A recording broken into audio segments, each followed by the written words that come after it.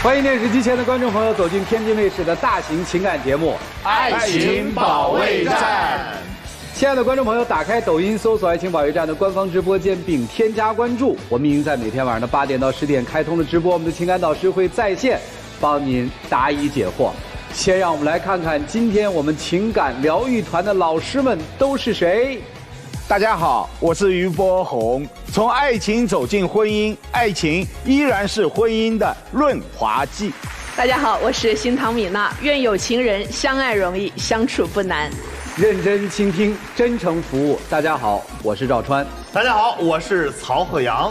情感生活遇烦恼，打开电视看爱宝。哎呦，好！大家好，我是你们的老朋友曲伟。想要被爱，放低姿态。接下来让我们请出今天的嘉宾朋友，有请。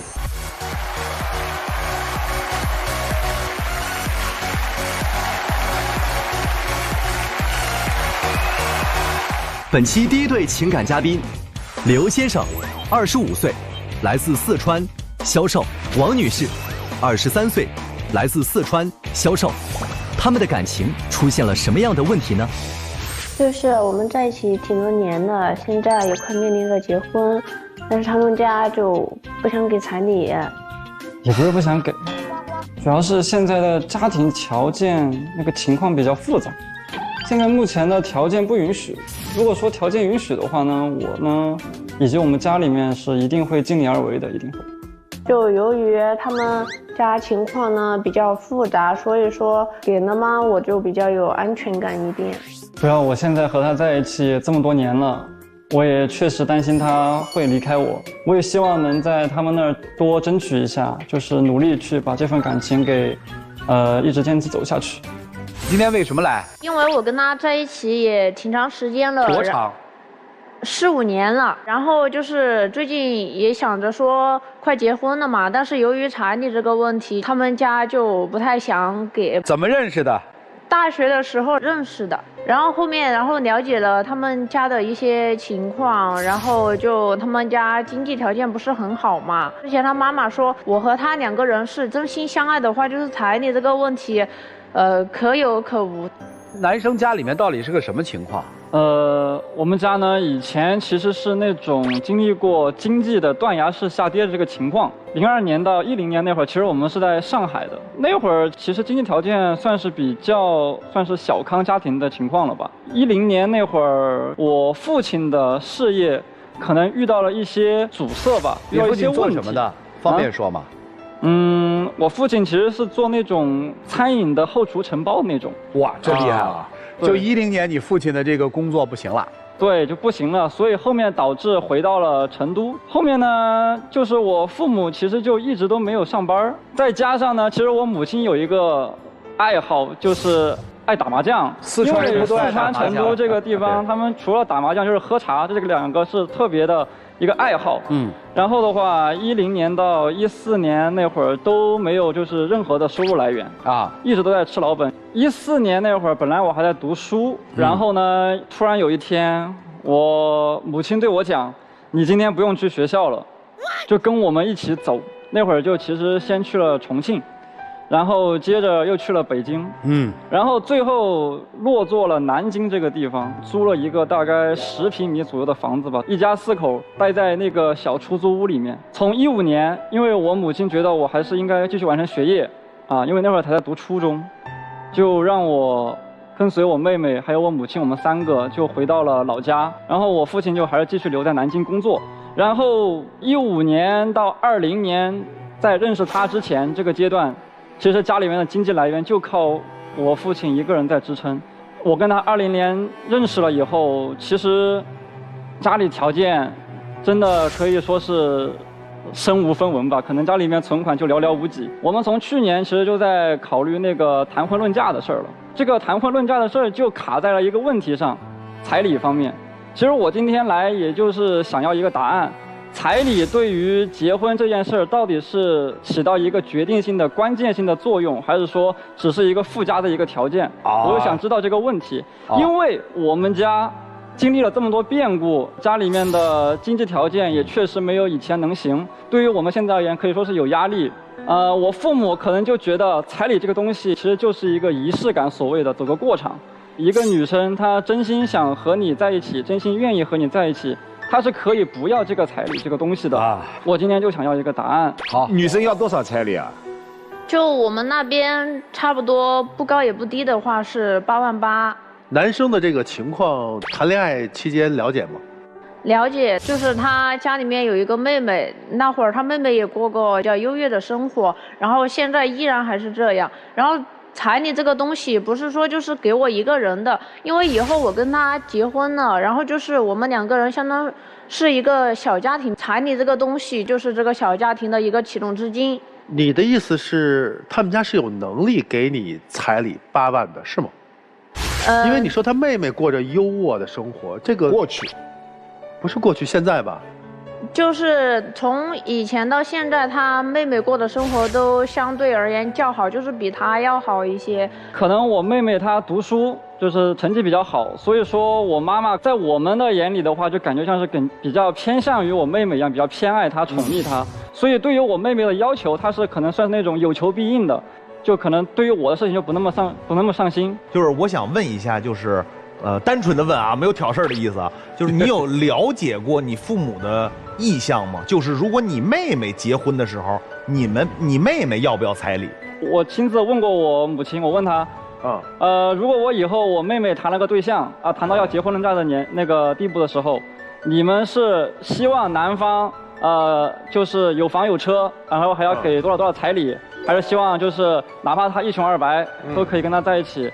他们其实给我的一个态度就是，只要他们2个幸福就可以了，说得很笼统。好，就这样。我们再细节一些，就是为了娶这个姑娘，你大概或者说你和你的家庭大概做了哪些筹划和准备？21年以前嘛，就是我母亲啊，她还是我行我素的那种状态，觉得我还小，可能结婚论嫁还太早了，所以说她可能以前没做过什么打算。然后21年以后，知道我跟她谈了一段时间过后，可能觉得啊这个女孩子还不错，然后呢，我母亲就也出去工作去了。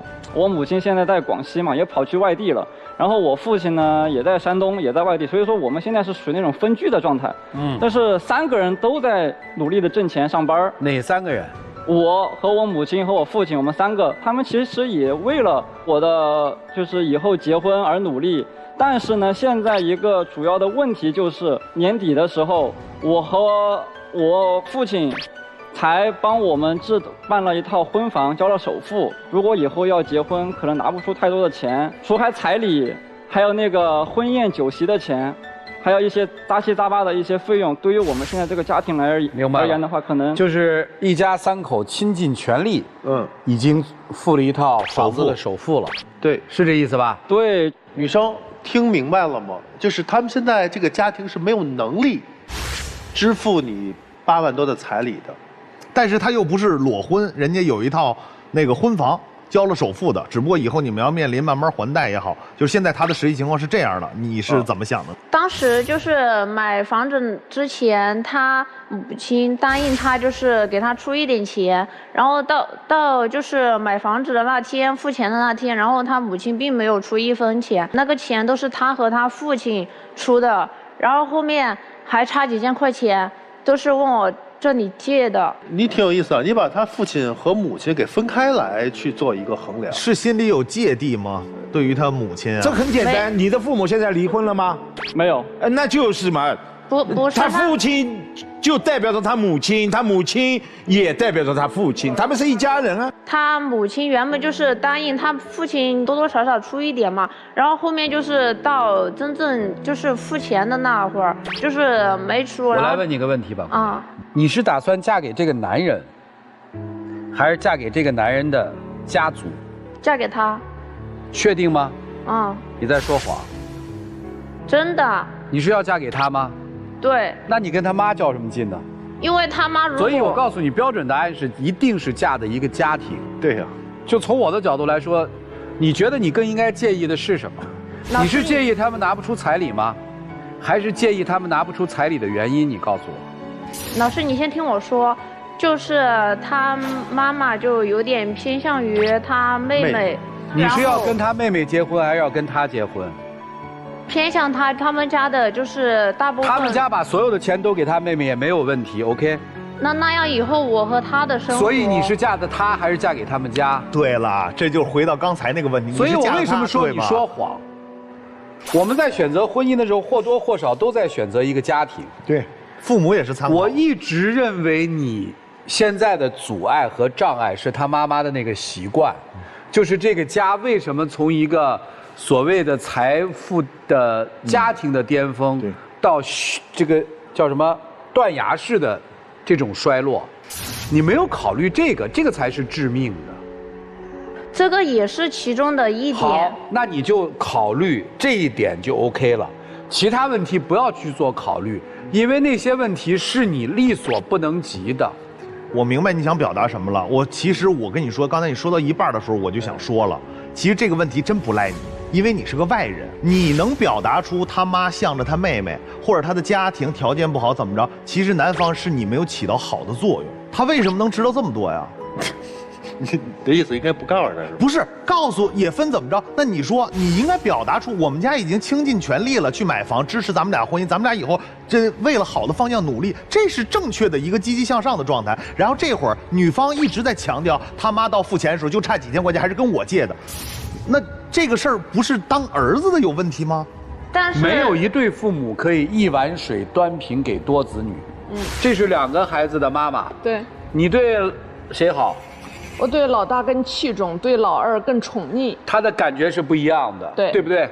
培养的方向是不一样的，对，给予的东西是不一样的。所以你不要问彩礼的事情。男孩现在已经一句话告诉你了，我想娶你，我出不了彩礼，你嫁不嫁？我翻译男孩的话不就这个东西吗？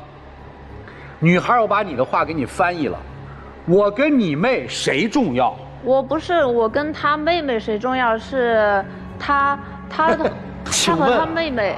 他的父母给他的妹妹买房了吗？首付房了吗？没有。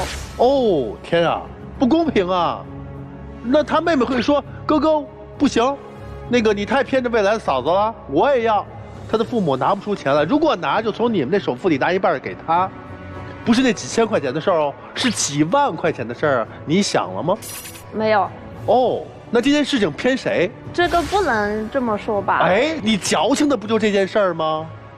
他的母亲答应就是多付几千块钱，但没有，因为他要留给他的妹妹，所以你不干了。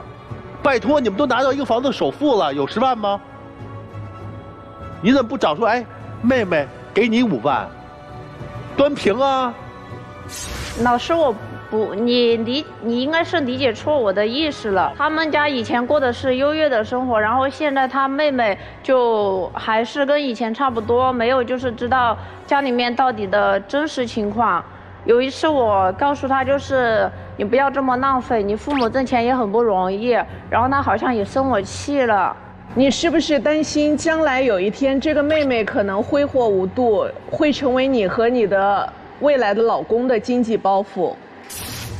就担心过，因为他妹妹就只是成绩好，其他方面都不行。不是你担心还是不担心？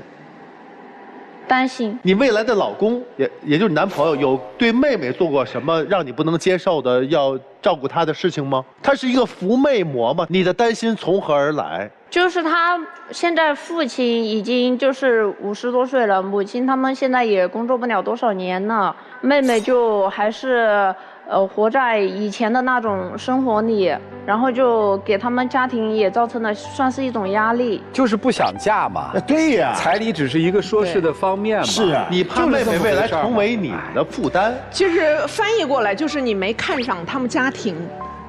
咋看这个？他俩该结婚吗？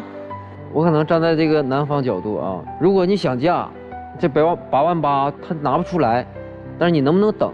这个我可以等啊。那不就得了？我1年我抽出来，我2年、3年，你可不可以等？但是时间肯定不能太长，不能就是一直拖着，因为人也会一天天的变老。如果说时间长了，到时候你反悔了怎么办？那你这8万8，你问问你对象，大约多长时间能？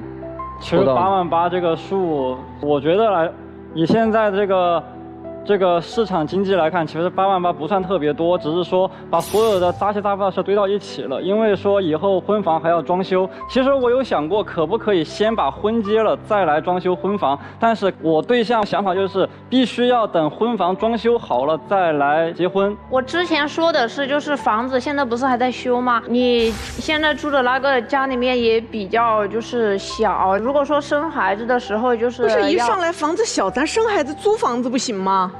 租房子的话，那又是一笔很大的开销啊。事情只要梳理清楚，其实特别简单啊，只是说身在其中的人不愿意去面对一些问题。对，你真的去直面这些问题都不是问题。包兄，女生说，钱不到位，我可以等。他不能等。他刚才说了，我不能等那么长时间。老师，您听我说，就是他家里面现在他和他爸爸都在很努力的挣钱，然后就是妈妈没有努力他爸爸和他都非常的节约，但是他妹妹就是不是对啊，有点我没说错呀，浪费钱。我觉得跟你有啥对关系啊？他觉得阻碍了他们他妹妹现在花的是他们的钱。你或许认为我要的彩礼8万8并不高，我要看到你对我的诚意。但你有没有看到这个家为了你们能够走进婚姻所做出的努力啊？这是一个经济层面败落的家庭，但是在这样的状况下，他的父亲，包括这个男人，他们努力的靠自己的双手在赚钱，想努力的把你娶进门，你是看得很清楚的。我刚才是忍无可忍，把一个还在读高中的孩子，他如果说有些问题是他父母管的问题，你轮不到管，你就是拿他来垫背，以他来做比较，你们家是拿得出钱的。如果说这个家真心想把你娶进门，真的拿得出钱，会为了8万8还在那里纠结，还让你这么瞧不起吗？在这一段婚姻当中，作为男性，我真的劝你，他对你们家不但不信任，不但看不起，他看不到未来。你有没有思考过，男人是需要有志气的呀？如果为了这个8万8，还把你拖到爱情保卫战，换了我扭头就走。我不是非得要那么多，我只是说，就是我们差不多。其实你想要的是一个态度。对，态度给了呀，就我现在给不起，欠吗？那为什么他妹妹要过那么好的生活？他妹妹好到什么个程度？你告诉我。对，他妹妹到底一个高中生怎么个挥霍法了？您描述一下。挥霍到怎么个程度？你告诉我们。就比如说吃一顿饭，你给他点的外卖都是他吃的，平常都是那种比较好的，都是几十将近100块钱的东西，吃了一顿就不会再吃第二顿。穿的那些就是袜子什么的，就穿了就直接扔了，自己也不去洗。他过的生活比他妹妹可他愿意呀。他认为不公平是他的事情，让你急什么？我只是觉得他们家庭情况一般，就不应该都。所以你看不上他们家，你就别进这家门了，姑娘。你进这家门是非很多。刚刚你的男朋友一直在问说，老师这个彩礼到底重不重要？你要是世界首富的儿子，彩礼不重要，1分钱都不用花，姑娘们直接追你。老师，你告诉我，为什么同样是一个母亲的孩子，为什么就要对待不同？那就是对待不同啊。就像男孩和女孩的对待方法不同一样，我的老大和老二对待也不一样啊。怎么了？就是不公平。谁说要公平了？只有小孩子才嘤的要公平。你明明享受着这个不公平，你偏偏还在说这种不公平，不公平，你太让人气人了。他都没有感觉到不公平，结果另外一个外人说，所以对你不公平，所以他会挑得他们家鸡犬不宁啊。还有哈，你跟一个未成年的孩子去比公不公平，荒唐。你跟一个未满18岁的还需要他的父母承担这一个抚养责任和义务的孩子说，你看你配吗？他配。他现在长身体，他现在马上就要高考，就像你说的，这姑娘啥都不行，就学习行。目前对于一个高中生来讲，学习行就是最行。他他有啥不行啊？他是好吃懒做，在家里头不好好读书吗？他是偷你的金项链了吗？他是穿你的裙子了吗？他一切都没有逾越，是你逾越了。你管人家一日三餐吃什么？你管人家袜子穿的是新的还是旧的？你这样的嫂子进了门了以后，比后妈还可怕。所以不要去。男生啊，你的女朋友现在这个态度，你是什么反应啊？其实自从和她在一起之后，我就很少跟我妹妹有任何的一些联系。以前会经常跟我妹妹一起，就是和她一起玩，陪她玩。然后就是现在和她在一起之后的话，就是把基本上全部的心思都花在她身上。那她现在在你面前，甚至在我们所有外人面前来说妹妹这件事儿，你对于她说的这些观点，你认同不认同？她说的话倒是事实，但是。毕竟他现在正值长身体青春期，在好好读书，他该花的钱他应该可以去花，我能接受。行，那我说两句我的观点啊。首先来先说女方，你要明白一个道理，走到天底下哪儿都是人家是一家子为一个单位，来供你们俩人这段婚姻。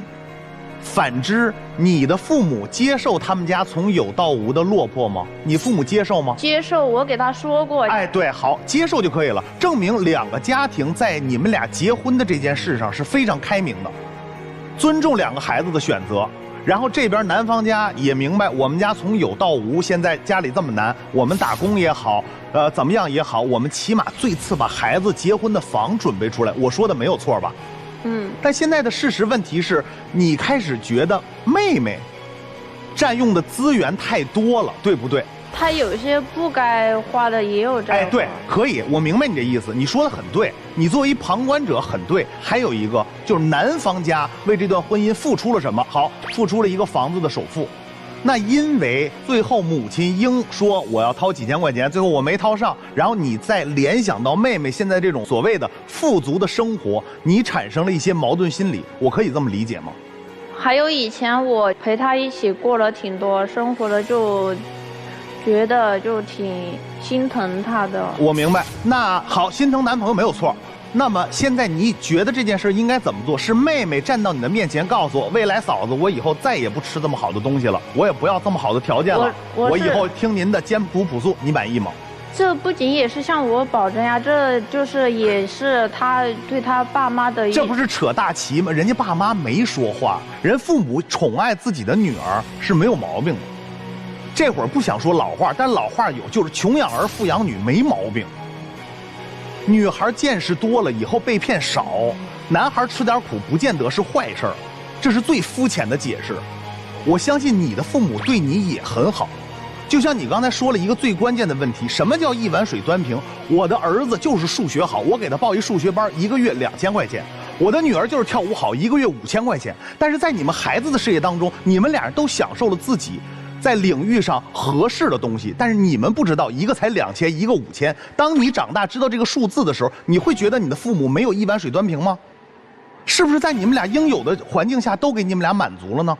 我觉得父母做的没有错，但是我真的奉劝男孩几句，我真的个人观点，你在这件事上没有起到好的作用。对，你要不念叨，不发牢骚，没有那些负面情绪传递给他，再加上他的性格跟他的极端思维，不会走到现在这个程度。我说完了。我们识人不能看外表，要看他内在。这个人是否善良，才是我们决定能否和他走完余生的基础条件之一。第二，要明事理，懂分寸。你现在什么角色？你是要过来夺权的吗？你是要把人家父母，包括妹妹今后所有的幸福都掌握在自己手里，你才开心吗？你为什么要跟这个男人在一起？为什么？因为爱他。爱他？爱他？是吗？对。你这种爱，不好意思，没有人愿意接受。他的妹妹招你惹你了，他的妹妹幸福你就看不下去了是吗？我不是这个意思。你就是这个意思。你为什么你带着敌意来的？你对这个家庭贡献是什么？为什么要娶你？所以小伙子，你不孝。人家不这个是是的。对，你真是那句话，找媳妇儿，忘了娘。对，对的，你不配，对，让你的父母倾其所有，在这么困难的条件下，还要为你付那婚房钱，你不配。就这样，我们把这个事儿从头到尾梳理一遍，好不好？男生所谓家庭背景这一段，他只想告诉你一件事儿：为什么我妹妹可能袜子穿一双就扔了？对，条件相对好。条件是因为我们家曾经条件好过，对，妹妹习惯了，家里面人不愿意或者害怕这个妹妹有太大的反差，所以这样了。这个你能理解吗？可以理解。这个 OK， 你可以理解。所以第二个问题就出来了：我们嫁人到底是嫁给这个人的家庭，还是嫁给了这个人？对，其实是既嫁给了他的家庭，又嫁给了这个人。同样，你既娶了他，也娶了他的家庭，这个我相信没有疑义吧？没有。那么我们在考核这个家庭的时候，聪明的人考核的是什么？考核的是他这个人。是考核的人，对吗？那你觉得这人怎么样？你一直说我很爱他，一个爱男人的女人怎么会把他逼到了一个墙角？我把这话直接翻译一下，哥们儿现在就是没钱娶你，因为我要娶你，我已经花光了所有积蓄。对，下面除了你认为的8万8的彩礼之外，我还要装修房子，除了装修房子之外，我还要给你办婚礼，对，还有酒席，还有各种钱。这个钱可能我心里暗自算了一下，你算是多少钱？你算过这账？30、40万肯定要有的。你看，他是算过这个账的。这就是你说的你爱的男人，家里面付一套婚房的首付都已经拿不出来了，你现在非要说30、40万，我们把这事儿办了。他到哪儿给你抢这30、40万？你告诉我。他今天就是把他妹妹所有的外卖给断了。从吃100块钱一份的外卖，吃到了5块钱一份的外卖，你这30万得攒多少年？听懂了吗？这个家庭的这段经历，恰恰造就了这样一个能吃苦的、比较务实的你的男朋友。对，你应该感谢他的家庭的这段经历。你是没有眼光的一个人，或者你目光不够长远，你并不知道你未来的那个应该叫什么？对，小姑子。你不知道你未来的小姑子到底是能走到哪一步，走到哪一步，对，是一个什么样子？你只看到了眼前这点事儿，你在讨论所谓的公平。这个世界首先没有公平，其次又回到了婚姻的本质。婚姻的本质是过好你们俩的日子，把门关起来，不要四处去探。探什么探啊？有啥好探的？既是嫁给了他，也是嫁给了他的家。嫁给了他的家，你就得接受他的家，他的家庭就是这么一个家庭，不接受你走。你要是我闺女跟我探讨这事儿，我肯定首先不，我根本不会跟你探讨什么彩礼问题、房子问题，我就关心一点，就是家里面这个家道中落的这个影响，对这个男生到底影响有多大，他有可能产生什么样的性格，我一定会跟你探讨这个。如果这臭小子是我儿子，他的女朋友这样，我就跟你探讨一个问题：关键时刻帮妹妹还是帮媳妇儿？肯定帮自己的亲人。听见没有？婚姻对他来说不重要，关键时刻帮妹妹还是帮未婚妻？帮亲人。啊？亲人。你看，对，两个答案都是帮亲人，但是已经测出了一个问题了，在他的心目当中。血亲关系远超姻亲关系，听明白了吗？那老师，你帮我分析一下，就是以前我跟他上班没有住的地方，然后睡在车子上，甚至有些时候就是饭也吃不饱，这都怪我自愿吗？好，如果你是，我就当你是我闺女儿，好吧？我就会直接告诉你，姑娘，那是你愿意的。女儿，这是你愿意的，对，这是你的人生财富。你曾经因为爱跟着一个臭小子打拼过，对啊，你图这个人吗？这个没问题啊，我这个，你是我闺女，我都这么回答，我都不说片汤话。对，我会告诉我女儿2个字：活该。这是你选的男人，你要跟他吃苦的呀。哥，我也这么说，我要跟我女儿也这么说。但是反过来，你得到了什么？你得到了在他最艰难的时候的陪伴，在他心里边对你的感情。你不能用一些物质的东西去衡量啊！所以这就是你们现在走到了一个巨大的误区里面。我现在就问一个命题：你曾经陪他那么苦过，你图啥？是图他娶你啊，还是图什么？你告诉我。就图想跟他一起在一起。对呀，OK 啊，现在这个没有变呀，接着去苦啊。好，接着这个就是刚才我想说那问题。刚才你一直在强调，我看他那么苦，我心里难受，是你说的吧？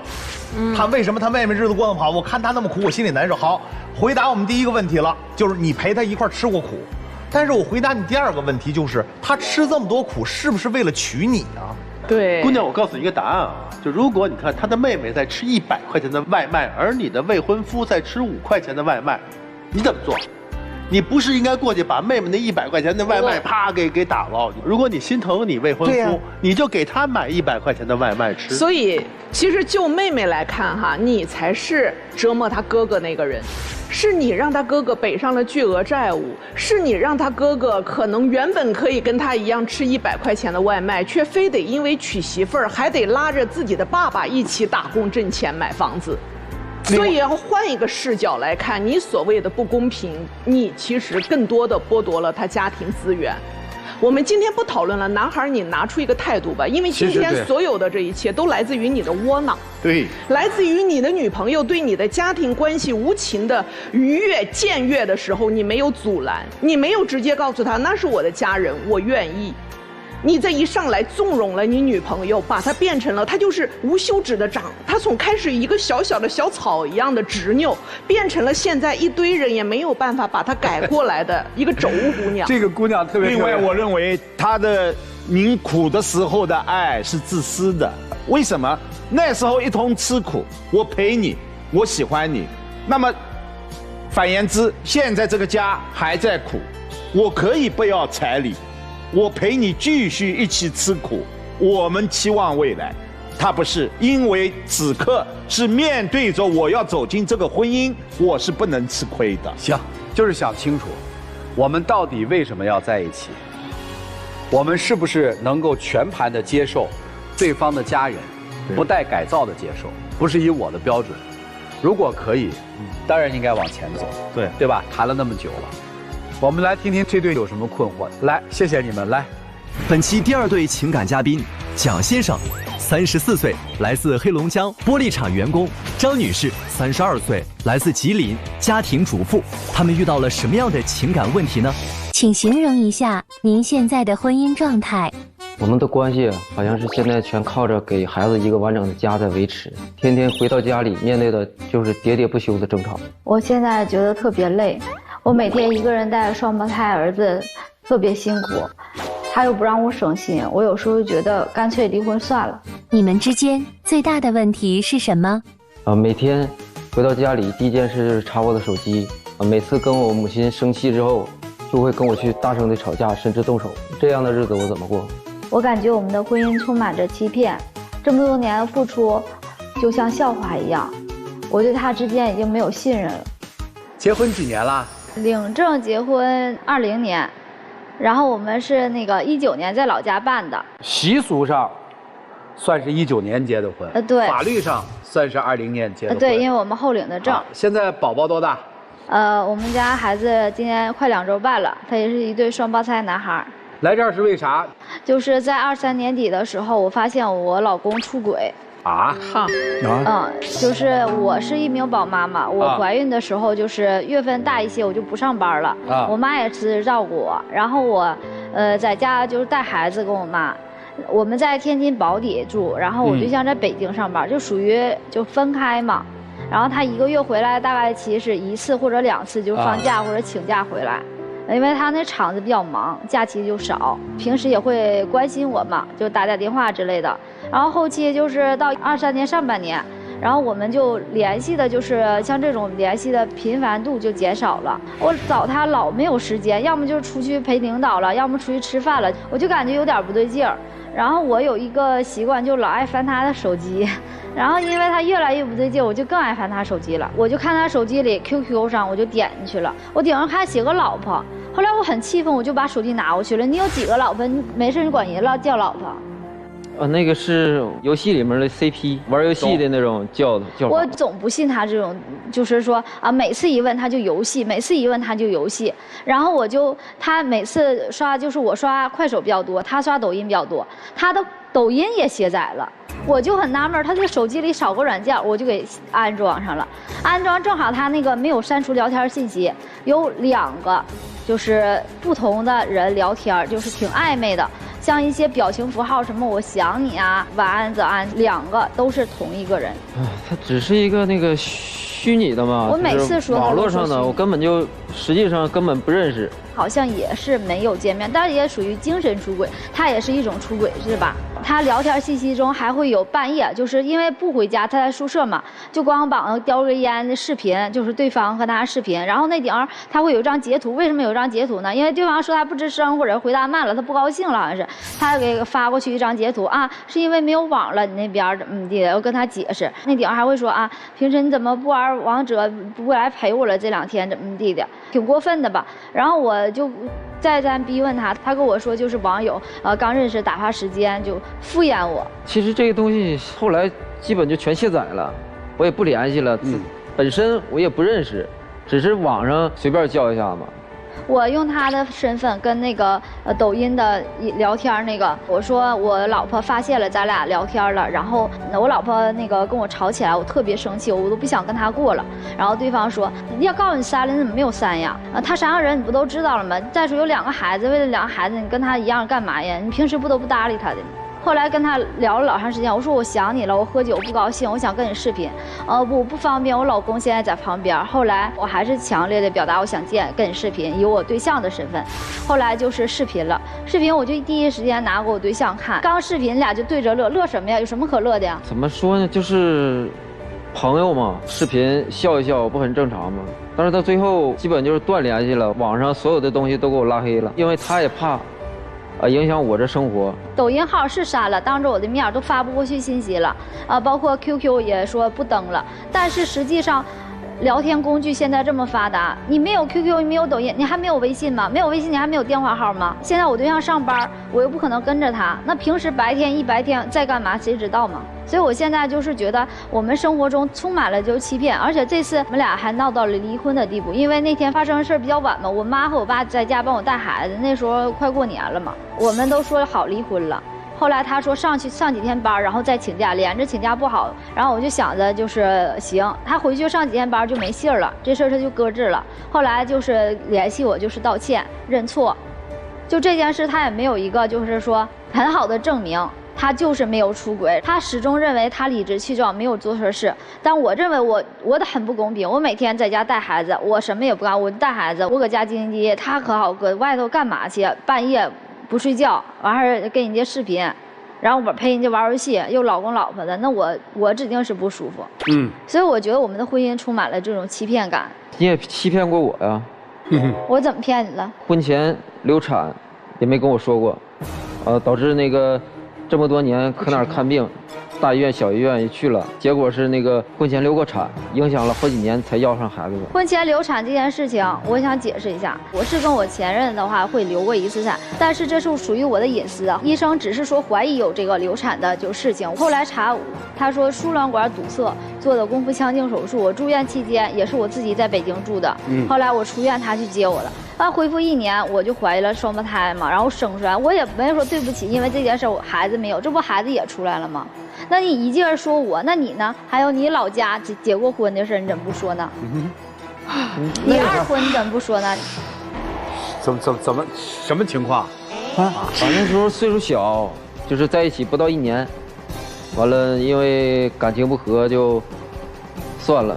他那种是婚纱照也拍了，彩礼也给人家了，然后老家也所有的东西都办好了，只不过是说他俩婚后没合适，然后分开了，没领个证，但是这也叫一段婚姻呢。没领证不就算不结婚吗？有孩子吗？没有。不是，那你婆婆这个事儿没跟你说吗？我当时第一次去她家之后，完事儿所有人都不会告诉我，是我看她手机之后我才知道的，而且她有婚纱照，你知道吗？就是结婚照。我发现的。当时我发现我非常气愤呢，我就走了。他家就挺偏的，一天有几班车，然后我出去了，我又不可能走出去。后来年纪又小，然后我又被他哄回来。我当时年纪小，觉得爱情很重要嘛。但是我通过那件事，我觉得其实他母亲好像不是特别喜欢我。这个什么意思？因为我现在生了一对双胞胎儿子嘛，然后他妈妈就是在我快临产之前打电话问我们需不需要他过去，然后我对象给他订票过来了。我想让我婆婆帮我照顾一个宝宝，我妈妈照顾一个宝宝，我想出去上班挣钱，因为我们家里就是没有买房没有买车的，我想着为孩子就是多赚点嘛，又没有钱。当时我就想着跟他商量，但是那时候妈妈没来嘛，她也同意。后来我婆婆来了，第一天跟我们说她不会做饭，那我想她不会做饭，我妈会做呀。来的时候我妈就做月子餐，照顾我们有时候还会给孩子冲奶，那我婆婆就照顾孩子。后来她妈妈来了之后，不太高兴，然后就感觉第一天晚上来了高兴，第二天一点点的，每天吃饭又不多，表情又不是特别好。他儿子在家的时候我觉得还行，走了我就觉得不高兴。后来我跟我对象说照顾孩子这件事了嘛，然后我对象就说他跟他妈说了，但是他妈表示不同意。我说怎么就是有点不高兴呢？然后后来我就跟他妈正面沟通的时候，他也说你自己的孩子你自己养。我说你也有带双胞胎经验嘛？我婆婆生了一对龙凤胎嘛，当时是他爸爸带一个，他带一个。他说我也没有那么大经验，孩子有跟妈在一起行。他说老家还有工作呢。我说你老家那超市工作又不正式的。我说他1个月2000，我说我挣钱给你这2000，你帮我带孩子。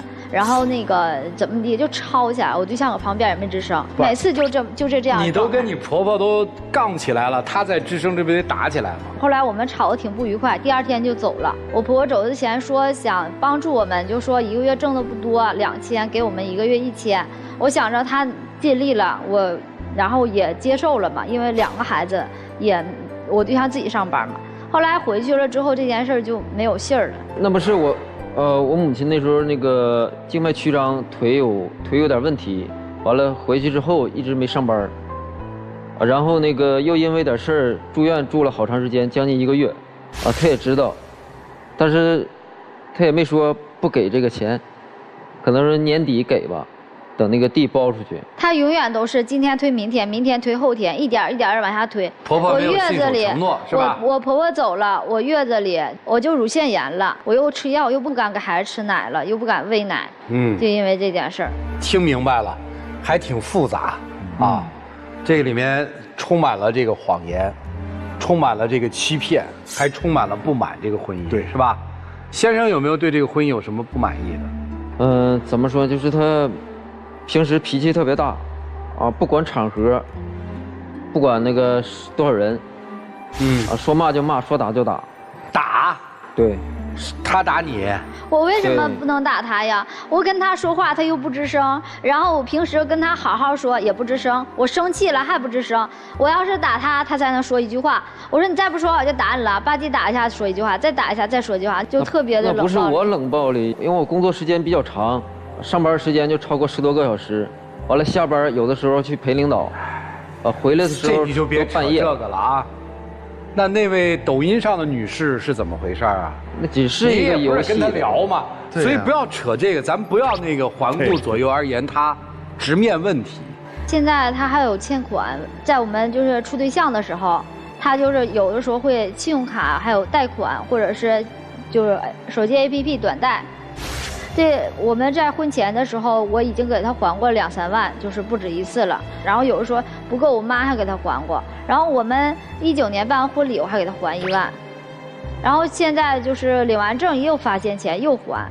然后我19年底的时候，我又发现他借款了。他现在借的钱去哪儿了，干什么用我也不知道。但是他手机里还有一些什么 KTV 的消费记录之类的都有。他跟我说他去投资了。不是你到底欠了多少外债啊？我现在不确定。2万多块钱。他跟我说1000多，现在2万多，比例有点大。那钱干嘛去了？买股票了，就是自己工厂的内购。对，一个集团的。哦，那得有证明文件呀，认购书啊。拿出来给老婆看看不就完了吗？在 APP 上呢，我也给他看了，但是他不认。他那种就是软件，我不太看明白。所以今天来的目的是啥呀？我就希望他不能再进怀了。他前段时间还请假出去买彩票，然后他又出轨这件事儿，我其实很气愤的。但是我为了孩子，我不忍到现在。哎，你那么痛苦，你就离了呀？换一个问法吧，现在不有宝宝了吗？你也发现他在外边，咱暂定他是精神出轨啊。通过你表达，我作为一个妻子，我不喜欢你这样，而且我还看见你们聊这个，我不开心，我不高兴，看着孩子面子，你能不能不这么做？你觉得他还有救吗？你这么回答一回。他得看住了。你觉得你得看住了，他才会改，甚至说看不住他都不会改。对，那这就是自己给自己枷锁，这个折磨呀，就是。那我们就可以开始说说这事儿了。伯鸿兄来，人看得住吗？看得住人也看不住心啊！啊，对呀。如果你们两个人仅仅为了2个宝宝，让这样已经家将不将、婚将不婚这样的一个破碎的婚姻还要维系，最后把这样的责任都转嫁到了孩子，很不公平。他们在这样的家庭生活当中会很压抑，但是他们没得选，因为他们小。等到孩子长大了，你去告诉孩子说，妈妈当年不离婚是为了你们，孩子会告诉你2个字：活该。所以如果2个人真没法过了，好好想一想，如果仅仅为了孩子我们去维系这样已经破碎的婚姻，这也是一种悲哀。谢谢。蒋先生当时是因为什么要跟你的老婆结婚的？因为我们已经认识了，已经谈了7、8年吧。结婚之前他不这样，可能是生完孩子之后，就是表现得特别敏感啊，每天回家都要查手机，多花一点钱都不行。是在您和抖音的那位女士聊天之后，她查手机的。之前也查，以前可能我那个借过钱，跟那个朋友有过债务关系。起初他是因为不放心经济，对。后来开始不放心你的一个品行，男女问题。怎么说男女问题这方面我一直没解释，但是我感觉我需要解释一下，就是每天好多家里的事儿，或者是工作上的事儿、生活上的事儿，跟他去沟通，跟他去谈，根本就无法沟通。所以我是一个怎么说呢，是一个游戏里的朋友吧。然后对于女人来讲，最生气的还有就是，你的那个暧昧对象说的那句，他是什么样的人你不知道吗？因此也就是你出卖过老婆无数次。早年跟你谈恋爱的时候，他是有自己人生的，但是在跟你结婚之后，他不但怀孕生子，而且完全失去了工作机会。对于他来讲，连跟外界接触都成了一个他得想象的事情。他得想象我的丈夫在忙什么，我的丈夫在玩什么，我丈夫觉得谁比我有趣。他的人生整个陷入到了对于未来一片茫然，对于自我完全否定。而当他听到自己的丈夫在跟陌生女人吐槽过自己时，内心的愤怒、愤懑和不安全感和不自信更加的强烈了。你可以说他现在整个人都变了，但是变的是什么导致的呢？如果你要问我的话，我会说，宁可那个子宫长在你身上，由你生下双胞胎，并且由你来哺乳，让你的妻子保持原样的生活吧。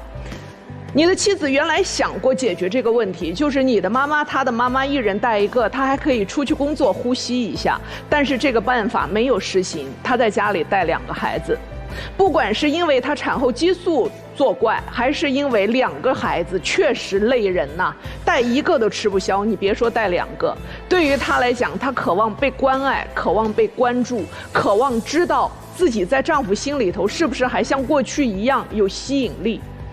她想求证的是，但是却总在你那里翻出了一些否定，她越来越崩溃。而他现在最大的崩溃在于，他除了有怒火，他什么都没了。他不敢离婚，离婚以后不知道该怎么去面对2个孩子，不想分离，自己一个人又没法带。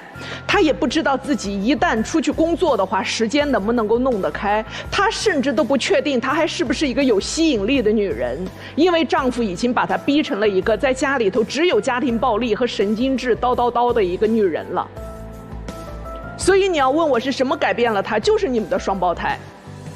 你的妈妈可能也曾经这样改变过，我们每一个女人可能曾经都这样被改变过。如果在我们被改变的这一段期间里头，身边作为家属的那个，就是不需要肚子被撑大在谢瘪，就是这位男士，不但不理解，反而嫌弃，不但不在家里提供内援，还要自己伙同外人在家里头生事端，那日子怎么过？今天你的妻子说不清自己想干什么，我知道她只想回到一个有安全感的环境里头去，能让丈夫踏实的跟她说一句我不会了老婆，以及老婆等到孩子们上幼儿园你就会出去工作的，老婆你会回到跟你结婚前一样光彩四射的人生里。可是现在她看到的你呢，否定否定再否定，你给她了一堆债务，你让他看到的是这一个男人情感上靠不住，经济上靠不住，他不知道还能靠什么，自己想吧。曹老师，你刚才男方说了，说这女方原来也不这样，对吧？是生完孩子以后这样的，对不对？就是你能不能把你跟这个网友诉苦的这个耐心稍微用在女方身上一点，因为女性是比较敏感的。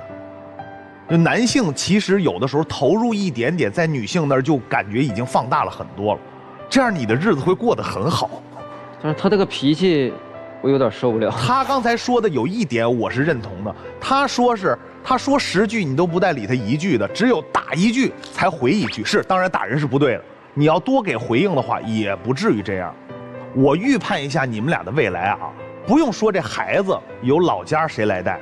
以你们俩的现状，自己反思反思。您带一个，您带一个，一人培养一个孩子，不是正好一对儿吗？看看20年以后你们俩什么样。当然，能不能到20年，我不敢保证。这俩孩子在你们俩各自的思维熏陶下长大了，你觉得你的孩子变成你的一个影射下，各自的影射下，你觉得这两个孩子会有好的未来吗？每个人嘴里都强调为了孩子，为了孩子，你们哪儿为孩子了？你们俩天天打。再有一个，俩孩子以后。真的找媳妇儿都变成一个非常恐惧的。如果我找一我妈这样的，天天打我爸这样的，我得多难受啊！他生气之后，他还会打自己摔东西。反之啊，我这样说就是反之啊，就说这状态。如果你的两个孩子像他爸一样的，一生气自己就跟自闭似的，啪啪啪摔东西，你害不害怕？他还会打自己。假如有一天你们俩人老了，你们俩看见孩子跟你们俩年轻人，你们后不后悔当年自己没有处理好问题，让孩子变成今天这样？你们后不后悔？女生啊，我觉得特别不明智。我已经闻到了说你会被家暴的一个味道，这个气息有了。当你主动出手的时候，他现在还在自己打自己，还摔东西，对不对？下一步就很大概率有可能向你举起手，自残或者摔东西，就是已经情绪到失控到极致。再迈过一步，他就同样的方法要用在你身上了。你在这段关系里头，你找不到安全，找不到信任，你找不到幸福，然后你就去向他去索取，他不愿意给，觉得你烦，然后去跟其他异性去吐槽你，然后冷暴力你，所以这是一个恶性循环。怎么能够破局啊？各自问问自己，我在对方身上，除去孩子以外，他是孩子父亲、母亲以外，能找到他是丈夫或者妻子的那种感情吗？能找到对方给你的在乎、尊重和柔情吗？能找到吗？我现在找不到。你能找到吗？那好，分开一段时间，不是离婚，分开过一段日子。你没有他，能不能独立的过日子？你能不能带2个孩子？他给你抚养费啊。你呢？你离开他一段时间，分居也好，分屋也罢，感受一下，是不是像你们想象的分开就是一个最好的一个状态？还是在一起能够找到好的相处的模式？你们之间还有没有爱？还只是一种报复，一种不甘又无能为力的状态？好吗？就这样。我们今天其实讨论了好几个伪命题，真的，就是你们自己的生活都被伪命题困扰了。男方是我只是精神出轨，玩了个 CP， 我又没真的干嘛，你跟我追究这个干嘛？女方是说，反正你出轨了，你就该怎么着？这是不是第一个伪命题？是吧？那么在生活里这个命题怎么去解？这个命题只有一个解法，过还是不过？过去还是不过去？不过去这件事儿，那就意味着婚姻的死亡。如果婚姻还要延续，这件事儿必须翻篇儿，对吧？当然翻篇儿是有前提的，那个出轨的，不管是精神的还是肉体的人，你得认账，你犯了错误了，对吧？第二个伪命题就更有意思了，既往历史是不是能够作为对比和伤害的依据？双方辩手站在各自的立场给出了答案。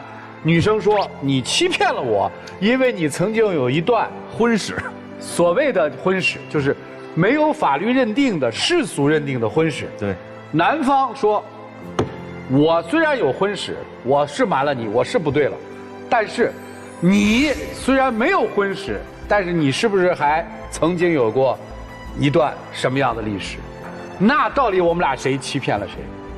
两个相爱的人在揪彼此的黑历史，这日子还能过吗？答案是什么？想过这日子，这事儿必须得过去。你过不去，一辈子就憋在那儿了。第三，也特别有意思，生了孩子到底应该谁来带？这大概是中国人的一个特别好的一个命题。现在随着时代的进步，已经有标准答案了。谁生孩子谁带啊？对呀，跟爹妈没关系啊。没关系。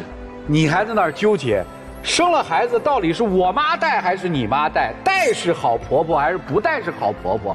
辩论这个命题还有意义吗？对，没有意义。帮你是情分，不帮你是本分，没有意义了。所以你们俩的日子就是基本把这些辩题和这个事儿放在一起的时候，你们俩日子过得有点扯了，没有一个是务实的。请问，他出轨是不是事实？你应不应该给你妻子道歉？自己想。应该。再问，你们曾经隐瞒对方的历史，对于正常人来说，是不是都是心理上的疤痕？这个疤痕该不该过去？再说，现在的生活就是这么一个状况，两个人是不是更多的应该讨论怎么生活，而不是讨论谁对谁错？你们自己去想，有没有感情？我估计曾经是有感情，要不然不会纠缠那么久。你们自己考虑，好吧？谢谢你们，请回，请回，请回。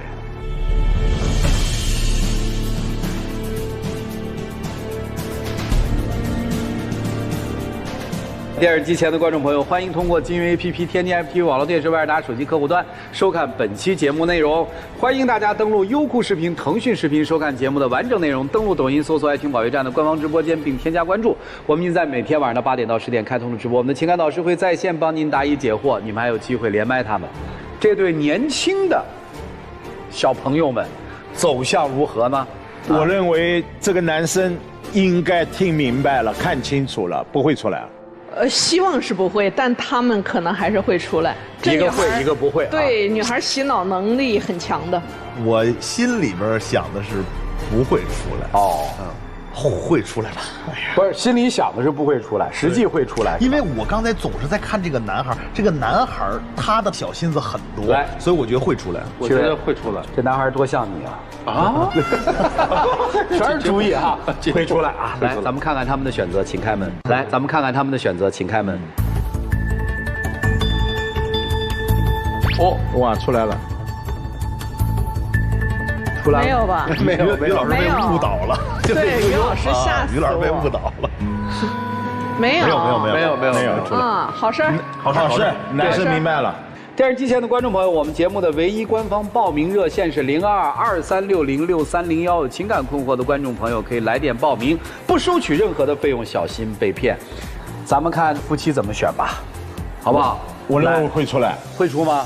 米娜老师，选啊。何老师出，会出，请开门。没了。哎呦，过不去嘛？啊，过不去就不出嘛，挺好的。